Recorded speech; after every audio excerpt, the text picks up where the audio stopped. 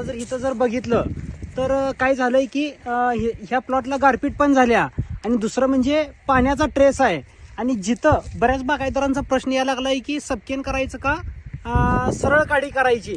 तर सगळ्यात महत्वाचं जिथं पेऱ्यातलं अंतर हे 3 बोटापेक्षा कमी पडलंय आणि जिथं माणसांचा प्रॉब्लेम आहे तर तिथं काय करा की सरळ काढी करा. सरळ काढी म्हणजे काय करायचं, सर्वसाधारण 15 पानावर इथं काय करायचा, शेंडा पिंचिंग करून घ्यायचा आणि ह्याच्या बाळ्या काढून घ्यायच्या.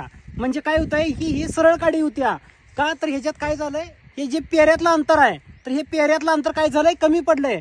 आणि जिथं पेऱ्यातलं अंतर हे 3 बोटापेक्षा जास्त आहे, 3 बोटापेक्षा 4 बोटापेक्षा जास्त आहे, तर तिथं काय करा, सबकेन करून घ्या.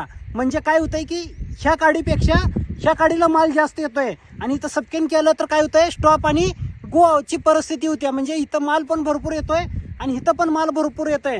तर जिथं जिथं ज्या द्राक्ष बागायतदारांना पाणी कमी आहे तिथं ह्या पद्धतीनं कामं करून घ्या. जिथं सरळ काडी आहे तिथं माणसांचा प्रॉब्लेम आहे तिथं सरळ काडी करा.